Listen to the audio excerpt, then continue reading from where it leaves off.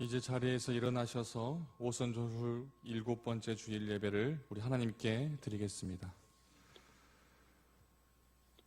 오라 우리가 여호와의 산에 오르며 야곱의 하나님의 전에 이르자. 그가 그의 길을 우리에게 가르치실 것이라. 우리가 그 길로 행하리라 하리니 이는 율법이 시온에서부터 나올 것이요 여호와의 말씀이 예루살렘에서부터 나올 것임이니라. 우리의 힘이 되시고 반석이 되시는 우리 하나님을 이 시간 찬송합니다. 만세전부터 저희들을 택하여 주시고 그리스도의 보혈로 우리를 의롭게 하사 구원하여 주신 그 큰 은혜에 감사를 드립니다. 오늘도 예배하는 저희들을 기억하시고 자비로운 자에게는 주의 자비를 보이시고 심령이 깨끗한 자에게는 우리 주님의 깨끗하심을 보여주시옵소서. 모든 영광 홀로 한 분이신 우리 하나님께 돌려오며 예수님의 이름으로 기도합니다. 아멘.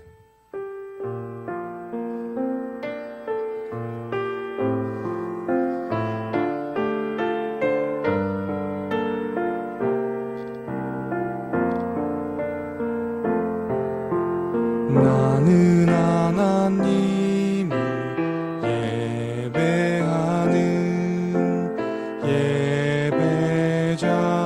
예배자입니다. 내가 서 있는 곳 어디서나 하나님을 예배합니다. 내 영혼 거룩한 은혜를 향하여 내 마음 완전한 하나님 향하여 이곳에서 바로 이 시간 하나님을 예배합니다. 자리에 앉으셔서 참회 기도를 드리겠습니다. 교회의 머리가 되시는 주님, 저희들을 십자가 보혈로 거듭나게 하시고 성도로 불러주심에 감사를 드립니다. 우리에게 좋은 교회를 허락하여 주셨고 좋은 목자를 만나게 하셨고 좋은 교우들과 더불어 한 소망을 품고 우리 하나님을 섬기게 하셨습니다. 하지만 내 눈에 있는 들보는 보지 못하고 이웃의 눈에 있는 티를 보며 정죄하고 다투어 하나님의 영광을 가렸음을 이 시간 고백합니다.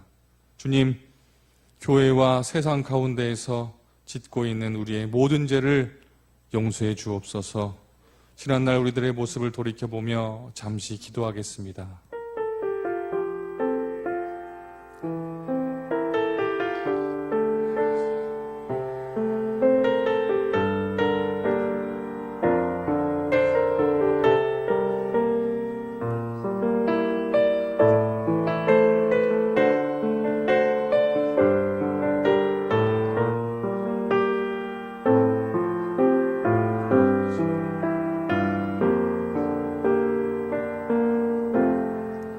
사제와 새 생명의 기쁜 소식을 들으십시오.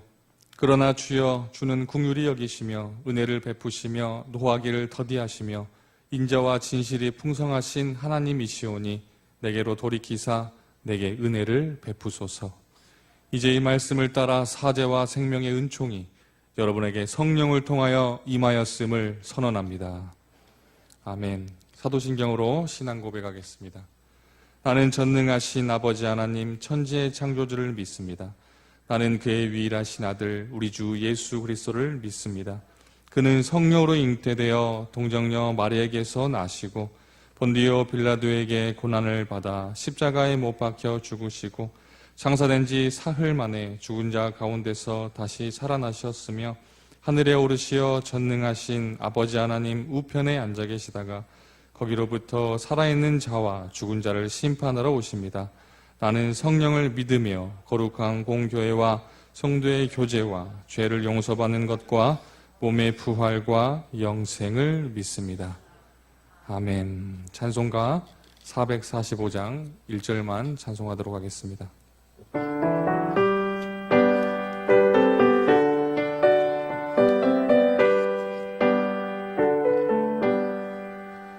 산을 넘어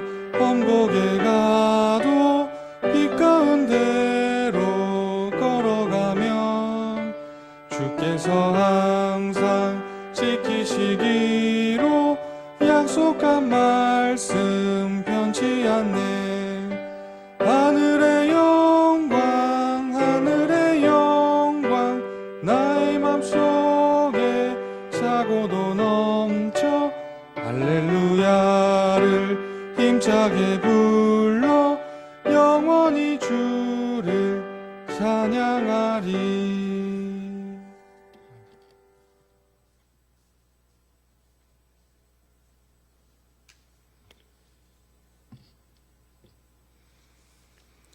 사랑과 은혜가 풍성하신 하나님 아버지,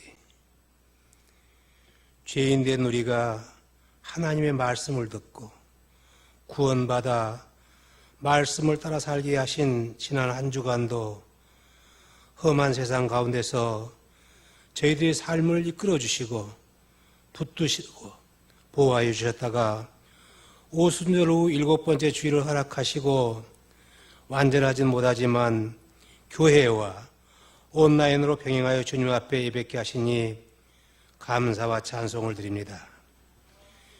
구원의 십자가만을 바라보며 감사하는 마음만으로 살아가야 하지만 때론 저희들은 현실에 만족하지 못하고 불평하며 두려워하며 위축된 마음으로 주님을 원망할 때도 예배에 충성하지 못할 때도 있었음을 고백하오니 이 시간 지난 삶을 회개하게 하여 주시고 성령님께서 함께하사 감사가 넘쳐나고 은혜가 충만한 예배가 되게 인도하여 주시옵소서.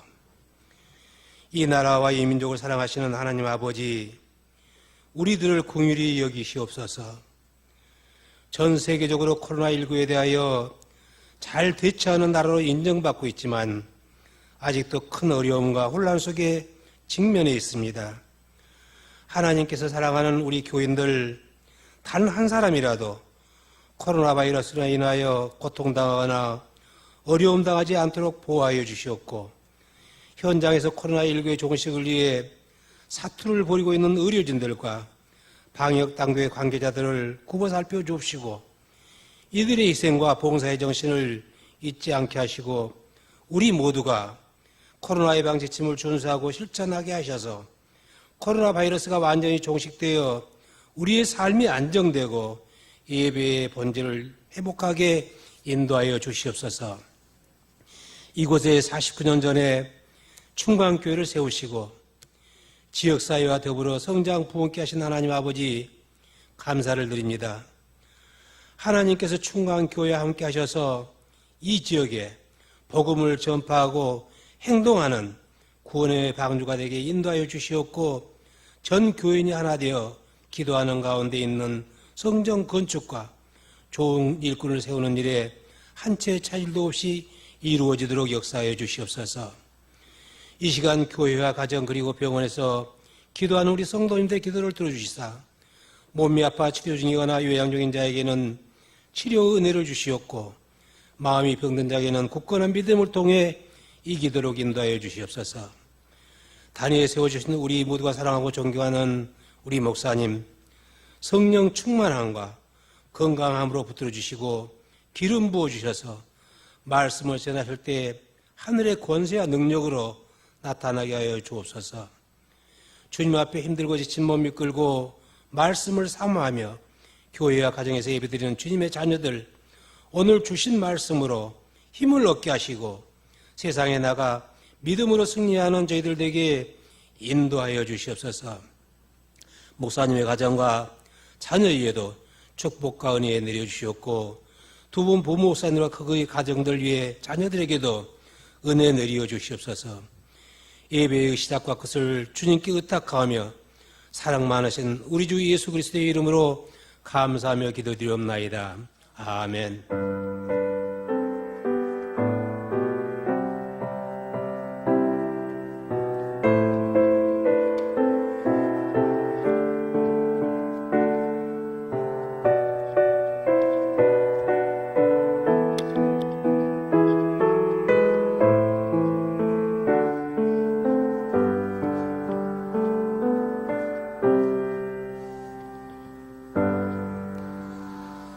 하나님께서 우리에게 주신 구약의 말씀 시편 23편 2절 말씀입니다. 그가 나를 푸른 풀밭에 누이시며 쉴 만한 물가로 인도하시는도다. 아멘.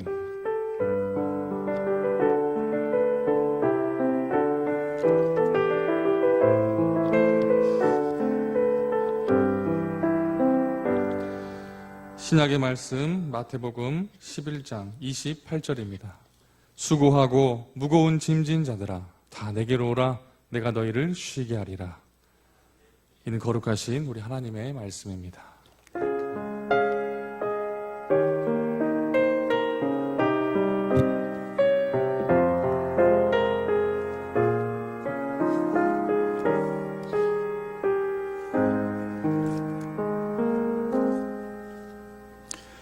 할렐루야. 오늘 또 이 거룩하고 복된 주일, 두세 사람이 내 이름으로 모인 곳에 우리와 함께 하시겠다는 주의 말씀 그대로 어느 곳에 있든지 주님을 사모하는 모든 이들 가운데 하나님의 위로와 평강이 함께 하시기를 축원합니다. 아직 긴장을 늦춰서는 안 될 것 같습니다.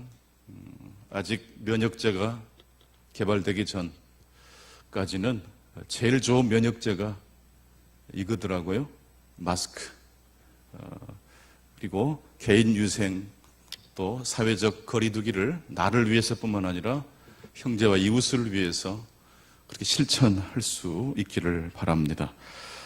오늘부터 출석 여부를 QR코드로 작성하게 되었습니다. 스마트폰이 없으신 분들은 기존대로 기록하시면 되겠고, QR코드 안내위원들에게 설명 또 안내를 받으시고 그렇게 해주시면 좋겠습니다. 수요 예배와 새벽 예배 역시 사회적 거리 2단계가 끝나는 시점부터 다시 재개하도록 하겠습니다. 조금은 기다려 주시고 가정에서 이렇게 개인 영성 또 성경 필사, 성경 또 읽기, 또 설교 요약 필사를 통해서 우리의 믿음이 흔들리지 않도록 잘 갖고 나가실 수 있기 바랍니다. 온라인 예배 오늘 또 많은 성도님들이 함께 해주고 계십니다. 댓글을 남겨주시면 서로 인사를 나눠주시면 좋겠고, 또 예배가 끝난 다음에 우리 교역자들이 따로 이렇게 편집을 해서 우리 성도님들에게 보내드립니다. 그때 한번 들어오셔서 한 번 더 말씀을 듣고 은혜를 받게 되실 수 있기를 바랍니다. 필사 성경 쓰기를 저희들이 지금 이제 시작했습니다. 오늘 신청하신 분들은 오늘 안내 데스크에 이렇게 있습니다. 찾아가 주시고, 오늘 예배에 참석하지 못하신 분들 중에 신청하신 분들이 계십니다. 주중에 오전 10시부터 오후 5시까지 월요일만 제외하고 우리 교역자들이 사무실에 출근해 있습니다. 그렇게 방문해 주셔서 찾아가 주시거나, 목요일까지 찾아가지 않으신 경우는 우편으로라도 저희들이 보내드릴까 합니다. 네, 오늘 말씀의 제목은 푸른 풀밭 쉴만한 물가입니다. 요즘 유튜브 방송이 대세라고 합니다. 그리고 유튜브에서 가장 인기 있는 코너가 일명 먹방이라고 하는, 먹는 것만 계속 보여주는 방송이 굉장히 인기가 있다고 합니다. 사람들이 그 방송을 보면서 열광을 합니다. 어떤 방송은 100만 명이 시청을 하는 경우도 있는 걸 보았습니다. 사람들은 왜 먹방을 보면서 열광을 하는 걸까요? 이렇게 좀 원시적으로 이렇게 막 먹는 걸 아주 그냥 과할 정도로 그렇게 먹는 방송을 보여주는데도 불구하고 사람들이 굉장히 많이 좋아하고 참여합니다. 대체 왜 이 먹방을 사람들이 좋아할까요? 그 이유는 행복 때문입니다. 솔직히 말씀드려서 여러분들은 언제 행복하십니까? 맛있는 음식을 맛있게 먹을 때입니다. 맛있는 음식을 맛있게 먹는 모습을 볼 때 역시 행복합니다. 그래서 사람들은 우리의 원초적인 갈망을 터치해주는 이 방송에 열광하는 것 같습니다. 먹는 것이 곧 행복입니다. 사람들은 이미 다 알고 있습니다. 먹는 시간이 가장 행복하다는 것을 말입니다. 사람은 먹을 때 행복합니다. 그리고 사람은 인생의 의미를, 삶의 의미를 느낄 때 행복하다고 합니다. 사람은 먹을 때뿐만 아니라 의미를, 삶의 보람을 느낄 때 행복합니다. 그런데 이 말을 제가 한 말은 아니고요. 저 멀리 아프리카 사막에서 살고 있는 부시맨들이 바로 이런 말을 했다고 합니다. 여러분, 부시맨 아시죠? 아프리카 칼라리 사막에서 살아가는 부시맨들은 두 가지 굶주림에 대해서 이야기합니다. 하나는 작은 배고픔이고 또 한 가지는 큰 배고픔입니다. Little hunger, 작은 배고픔이 있다고 말을 할 뿐만 아니라 Great hunger, 아무리 육체적인 배고픔을 해결해도 사람은 계속 배고프대요. 이때 배고픔은 바로 Great hunger입니다. 큰 배고픔입니다. 삶의 의미를 추구하는 배고픔입니다. 놀랍지 않습니까? 문명과 떨어져 척박한 사막에서 살아가는 부시맨들도 두 종류의 배고픔을 느낀다는 것입니다. 사람은 먹어야 삽니다. 밥을 먹어야 살고, 두 번째로 의미를 먹어야 삽니다. 도시에 사는 사람도, 저 멀리 아프리카 사막에 살아가는 부시맨들도 동일하게 이 두 가지 배고픔을 알고 있습니다. 그런데 우리 예수님께서 이미 2000년 전에 우리 인간에게 바로 이 두 종류의 배고픔이 있다고 말씀해 주셨습니다. 바로 그 두 종류의 배고픔이 채워질 때라야 비로소 인간은 행복할 수 있다고 우리 예수님께서 말씀해 주셨습니다. 마태복음 4장 4절입니다. 예수께서 대답하여 이르시되 기록되었을 때 사람이 떡으로만 살 것이 아니요 하나님의 입에서 나오는 말씀이 있을 때 살아갈 수 있습니다. 떡으로만 안 됩니다. 하나님의 말씀, 삶의 의미와 인생의 궁극적인 목적을 가지고 살 때 행복합니다.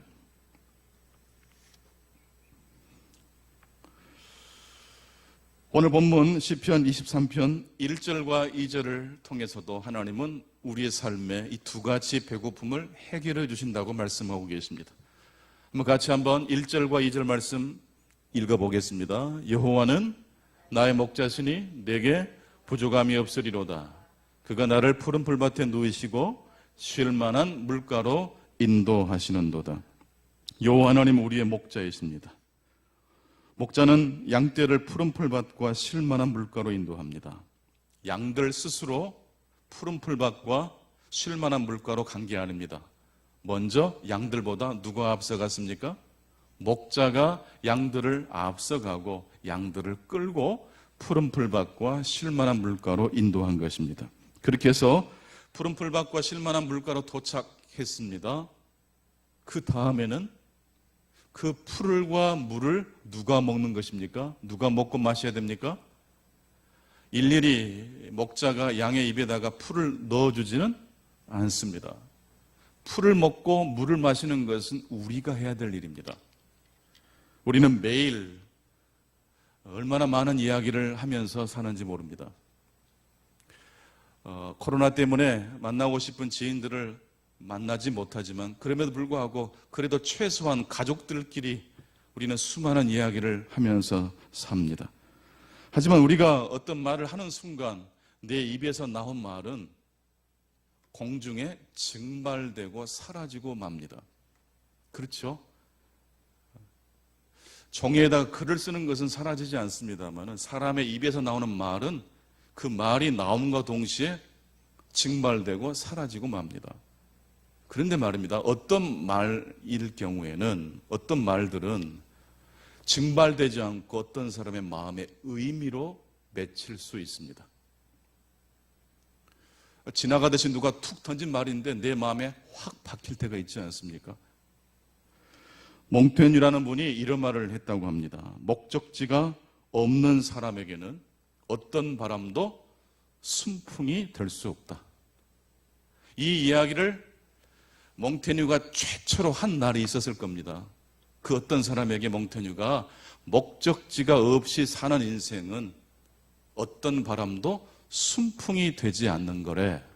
이 말을 뒤집으면 목적의식을 가지고 살아가는 사람에게는 풍랑과 바람이 들어닥친다 할지라도 그 무섭고 매서운 인생의 시련이 결국 목적지로 인도하는 무엇이 된다는 의미입니까? 순풍이 되는 것입니다.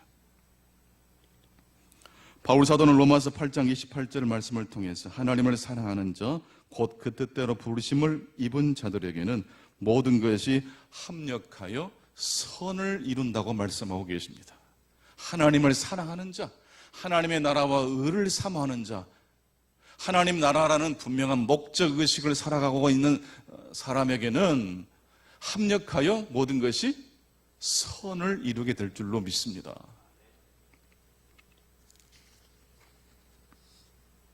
그리스도인이라고 해서 모든 사람이 다 부자가 되거나 목표한 모든 일들을 성취하는 것은 아닙니다. 여호와를 나의 목자로 고백하는 신자의 삶에도 고난과 역경은 있을 수 있습니다. 하지만 고난이 우리에게 있다 할지라도 신자에게는 가슴에 품고 있는 무엇이 있습니까? 목적지가 있습니다. 여호와는 나의 목자시니 내가 여호와의 집에서 영원히 살리로다. 여호와의 집, 하나님의 나라, 여호와 하나님이 우리의 삶의 목적지가 됩니다. 때문에 우리 삶에 불어닥치는 시련과 환란이라는 바람은 언제나 순풍이 된다는 이야기입니다.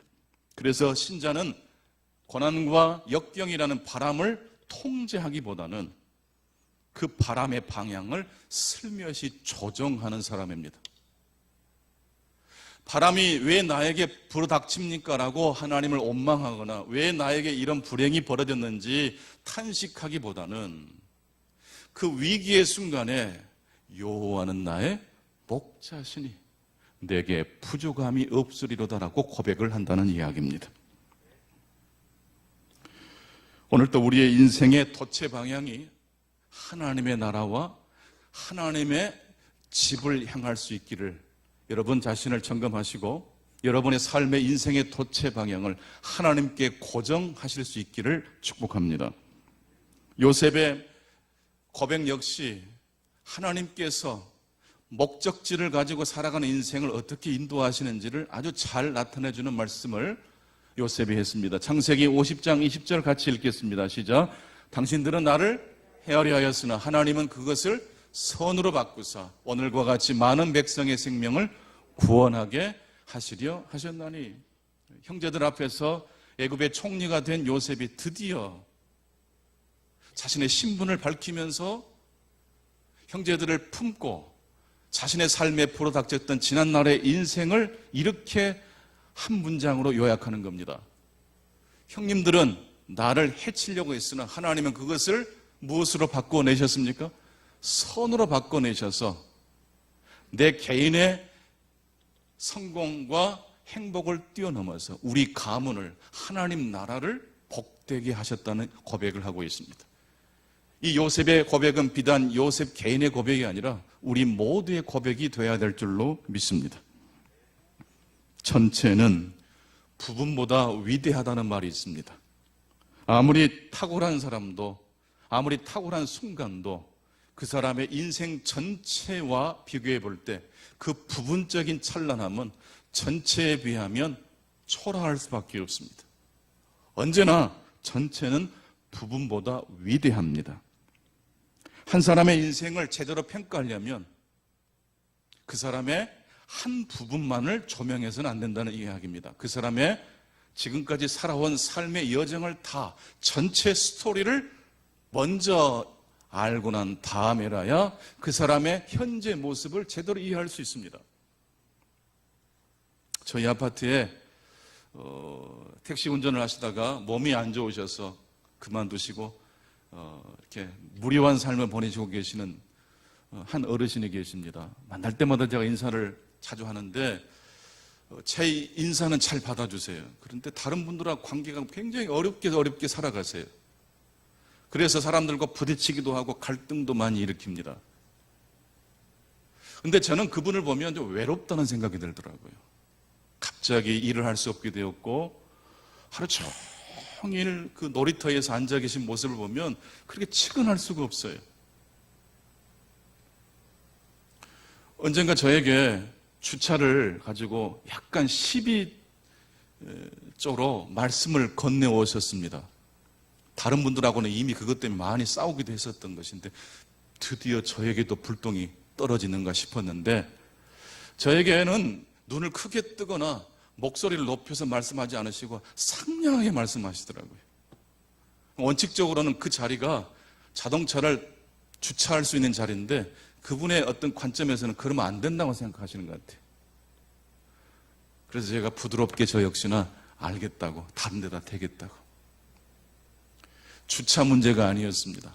그분의 인생 스토리를 이해하면 그 사람의 현재 모습을 최소한 우리들이 오해하지 않을 수는 있다는 이야기를 말씀드리고 있는 것입니다. 한번 따라서 해보십시다. 전체는 부분보다 위대하다. 푸른 풀밭과 쉴만한 물가를 다른 말로 하면 위대한 이야기입니다. 하나님께서 삭개오의 인생을 현재 그의 모순된 삶의 모습만 보셨다면 하나님의 자녀가 되는 기회를 주지 않으셨을 거예요. 예수님이 삭개오를 만났을 때 삭개오의 부분만 본 게 아니고 그 사람의 인생 전체를 보신 거예요. 이 사람에게도 소망과 희망이 있다. 하나님의 나라를 향한 목마름이 있다. 두 가지 배고픔이 삭개오 안에도 있다는 것을 간파하셨던 예수님은 삭개오를 초대하지 않습니까? 푸른 풀밭과 쉴만한 물가, 즉 좋은 이야기의 비밀은 무엇일까요? 몇 가지를 정리해 볼 수 있겠습니다. 좋은 이야기는 부분이 아닌 전체를 이야기하는 이야기입니다. 여러분 자신의 현재 모습을 제대로 이해하려면요, 여러분 인생 전체의 이야기를 알고 있는 사람이 여러분을 이해할 수 있어요. 오늘 시편 23편도 보게 되면 다윗이 단순히 그냥 부족함이 없다는 말만 계속하는 게 아니에요. 오늘 시편 23편은 굉장히 짧은 말씀이지만 그 안에 다윗의 인생 여정이 있어요.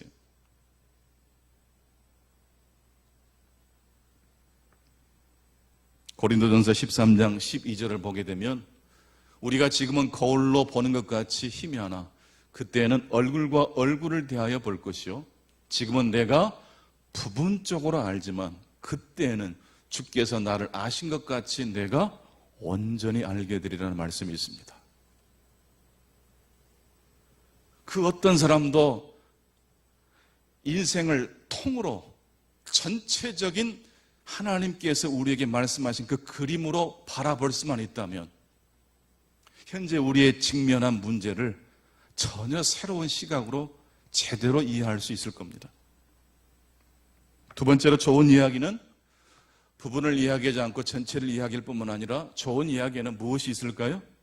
그림자가 있습니다. 시편 23편에 등장하는 다윗의 모습은 굉장히 멋지고 근사한 모습입니다.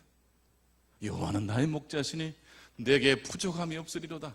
그가 나를 푸른 풀밭에 누이시며 쉴만한 물가로 인도하시는도다. 내 영혼을 소생시키시고 자기 이름을 위하여 의의 길로 인도하시는도다. 내가 사망의 음침한 골짜기로 다닐지라도 해를 두려워하지 않을 것은 주께서 나와 함께 하심이라. 주의 지팡이와 막대기가 나를 안위하시나이다. 주께서 내 원수의 목전에서 내게 상을 차려주시고 기름으로 내 머리에 부으셨으니 내 잔이 넘치나이다. 내 평생의 선하심과 인자하심이 반드시 나를 따르리니 내가 여호와의 집에 영원히 살리로다. 얼마나 멋지고 근사한 모습입니까? 하지만 다윗이 멋지고 근사할 수 있었던 진정한 비밀이 무엇인지 아십니까? 사망의 음침한 골짜기가 그에게도 있었다는 겁니다. 원수에게 쫓겼던 지난날의 고단한 삶이 다윗에게도 있었다는 겁니다. 다윗은 완벽한 사람이 아니었어요. 다윗에게는 빛도 있었지만 무엇도 있었습니까? 그림자도 있었습니다. 근데 현대인들의 지금 문제가 뭔지 아세요? 그림자를 이야기하지 않아요. 그림자를 들킬까봐 화려한 모습으로 위장을 합니다. 어떤 인생이 어떤 이야기를 만나느냐에 따라서 인생이 바뀔 수 있어요. 전체를 이야기하는 이야기를 만나시기를 축복합니다. 그림자가 있을 때 건강해진다는 이야기를 붙드실 수 있기를 축원합니다. 또한 좋은 이야기는 세 번째로 좋은 구조를 가지고 있는 이야기입니다. 내용만큼 중요한 것이 구조입니다. 높은 빌딩이 세워지기 위해서는 튼튼한 구조가 있어야 되는 것처럼 좋은 이야기는 반드시 좋은 구조가 있습니다. 좋은 이야기는 특징이 있습니다. 지옥에서부터 시작해서 천국을 향해 나아가는 이야기가 좋은 이야기입니다. 오염된 구조를 가지고 있는 이야기는요, 마지막이 해피엔딩이 아니에요. 여러분, 누군가를 흉을 볼 때도요, 순서를 유념하시면 우리의 연약함을 이야기하는 자리에도 아주 근사하고 멋진 이야기로 결론을 내릴 수 있어요. 흉을 보더라도 시작은 흉을 보지만 마지막 결론은 부활로 나가실 수 있기를 바랍니다. 예. 그 사람을 부활시키고 끝내야지, 칭찬을 쭉 한 다음에 마지막에 에이 그 사람 안 되겠던데, 이것은 아무리 전반 부분에 좋은 이야기를 했다 할지라도 끝이 나쁜 경우는 오염된 이야기라고 할 수 있어요. 갈등에서 시작하지만 갈등을 해결하는 이야기로 성경은 마무리를 짓습니다. 천국에서 시작해서 천국으로 가는 이야기는 어떤 이야기입니까? 좋은 이야기일까요? 오염된 이야기일까요?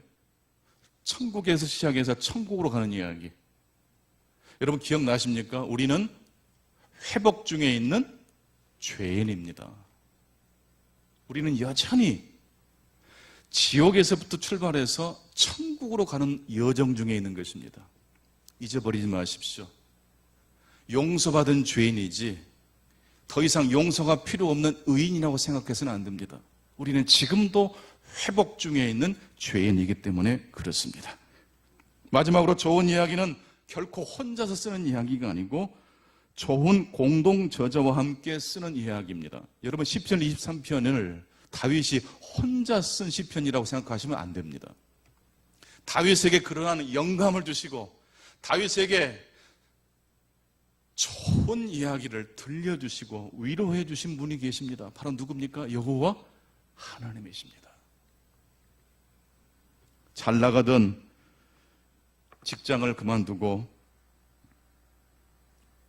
전혀 다른 인생으로 인생의 삶을 전환시킨 분의 이야기를 잠깐 들려드리고 싶습니다.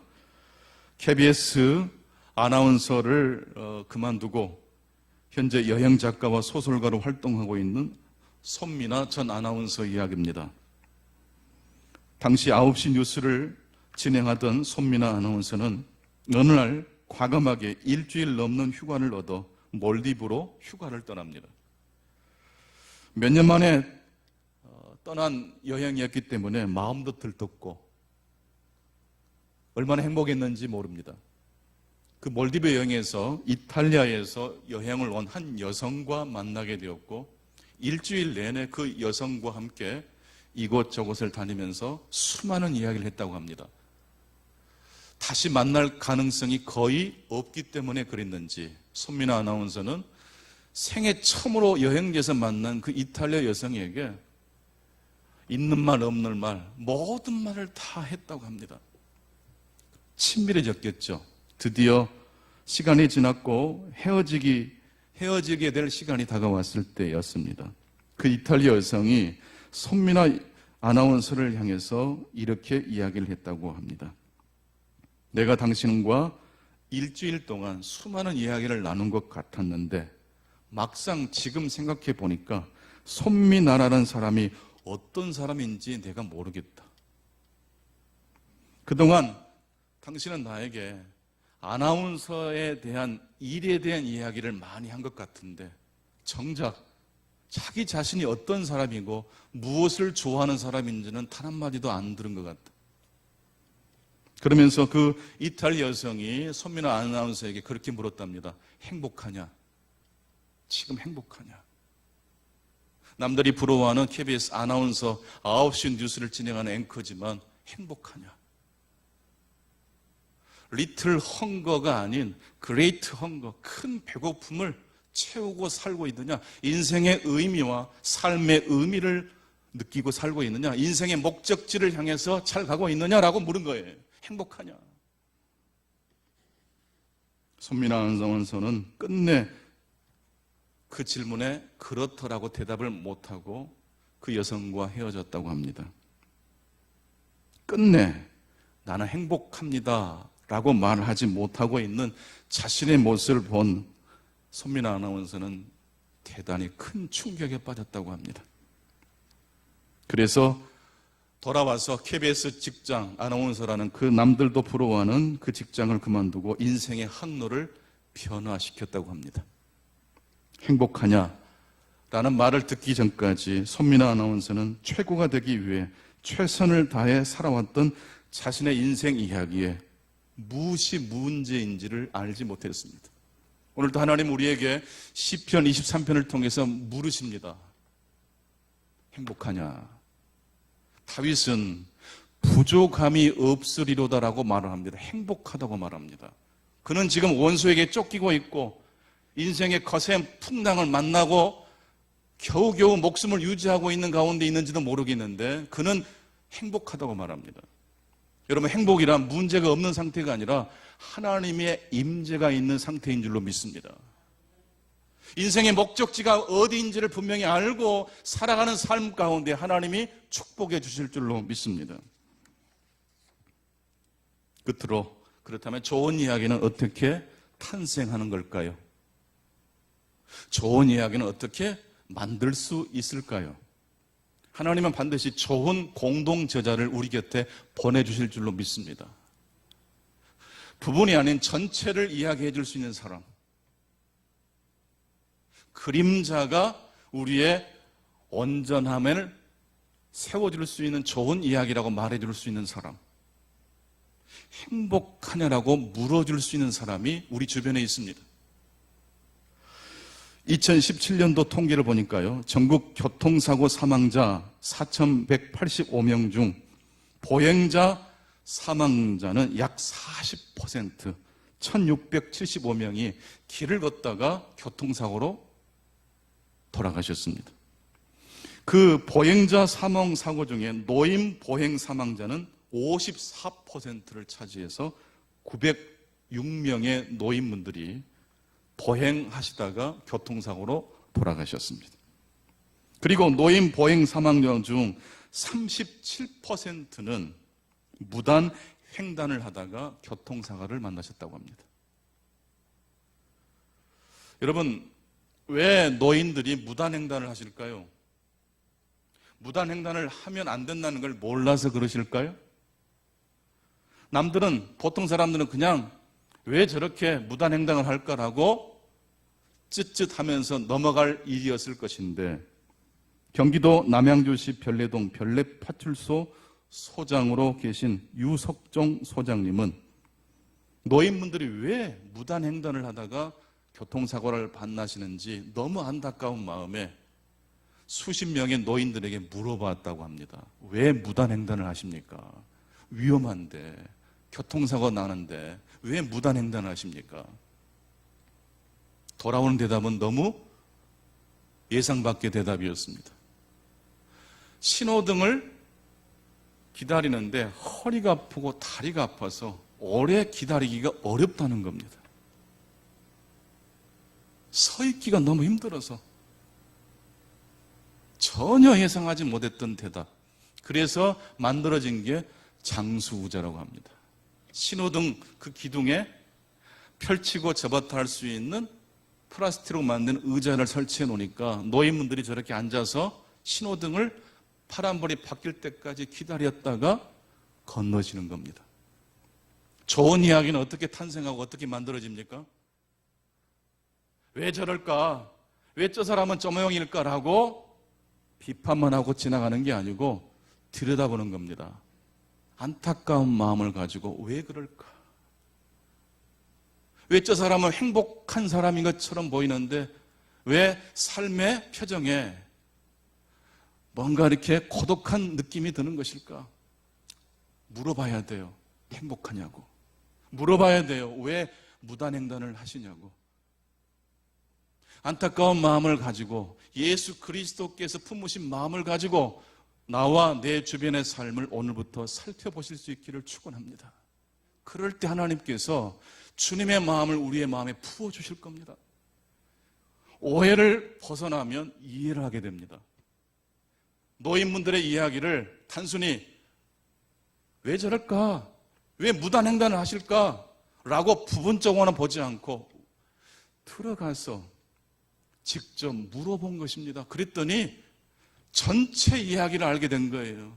일부러 걷는 것이 아니에요. 규칙을 위반한 이야기가 아니었어요. 허리가 아팠던 이야기였어요. 다리가 너무 아파서 오래 기다리기가 힘들었던 거예요. 의자가 필요했던 겁니다. 오늘 여러분의 삶이 누군가에게 그런 장수 의자와 같이 안식을 주고 위로를 주고 희망을 주는 그러한 동역자가 되실 수 있기를 바랍니다. 알고 보면요, 사람들은 다 외로워요. 알고 보면 사람들은 다 약해요. 홀로 씩씩하게 살 수 있는 사람 단 한 사람도 없어요. 여호와가 나의 목자가 되실 때 우리의 삶은 다시 회복될 줄로 믿습니다. 그런 고백을 하는 사람만이 부분을 넘어서 전체를 볼 것이고 다른 사람의 눈물과 탄식 속에 들어가서 하나님의 놀라운 아이디어를 축복의 메신저가 되실 수 있을 겁니다. 오늘도 하나님의 위로와 축복이 함께 하시기를 간절히 축원합니다. 기도하겠습니다. 하나님 아버지, 다윗을 푸른 초장과 쉴만한 물가로 인도해 주셨던 하나님, 오늘 우리의 삶도 좋은 이야기로, 부분을 보지 않고 전체를 보는 이야기로, 구조가 좋은 이야기, 그림자가 우리의 삶에 필요한 이야기로 말해주는 이야기, 두 번째 큰 배고픔을 생각하고 사는지에 대해서 물어보아 주는 사람들의 이야기, 이 좋은 이야기가 다윗에게 있었고 오늘 우리들에게도 필요하오니 하나님, 우리 주변의 사람들을 통해서 뿐만 아니라 성령 하나님께서 말씀을 통해서 우리 각 사람 심령마다 말씀해 주시고 푸른 풀밭과 쉴만한 물가로 인도해 주옵소서. 예수 그리스도 이름으로 기도하옵나이다. 아멘.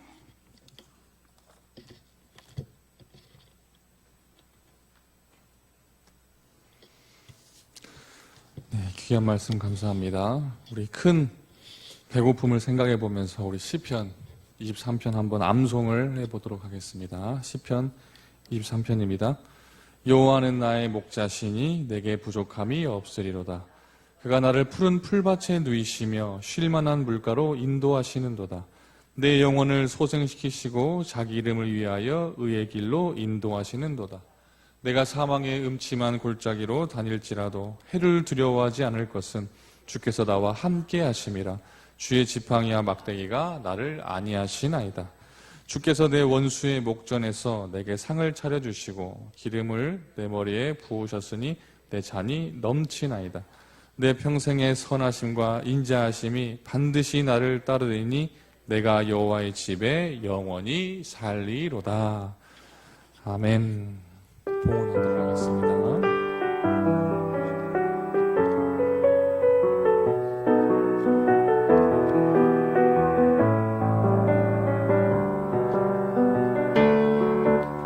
선하신 목자, 날 사랑하는 분, 주 인도하는 곳 따라가리. 주의 말씀을 나 듣기 위하여 주 인도하는 곳 가려네. 나를 푸른 초장과 쉴만한 물가로 내 선하신 목자 날 인도해.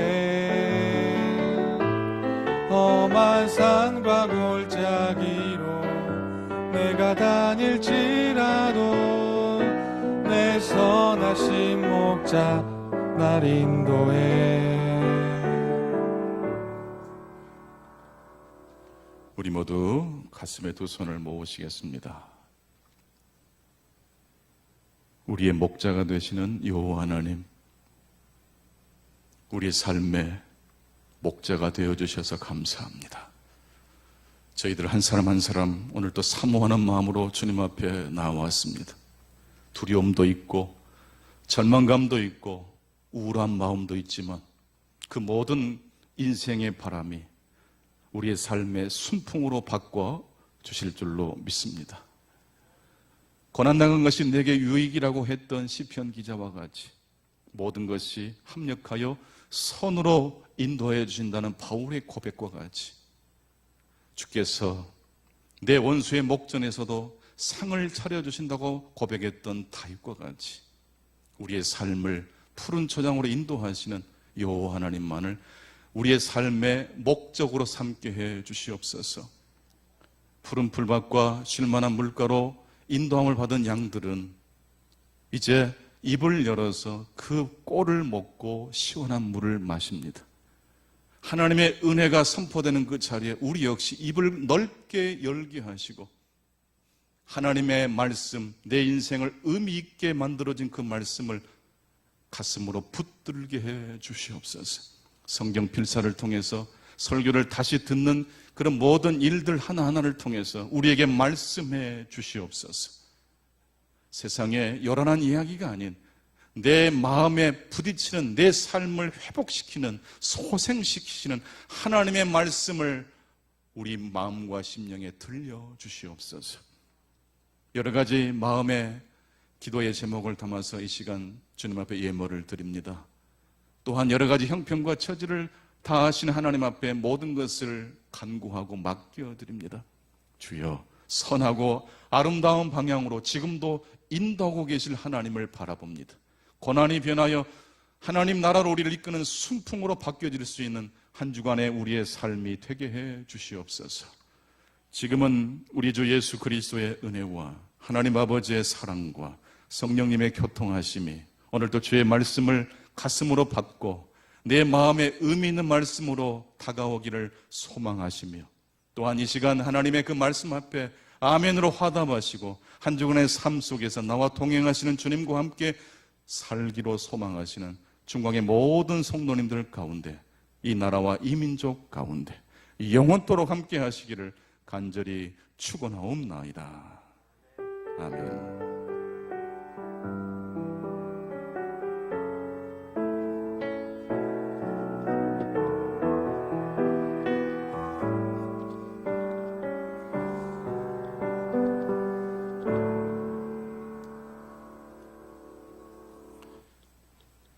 우리 되도록 악수보다는 목례로 인사하시고 그래도 오랜 시간 아니지만 너무 만나고 싶은 분들 아닙니까?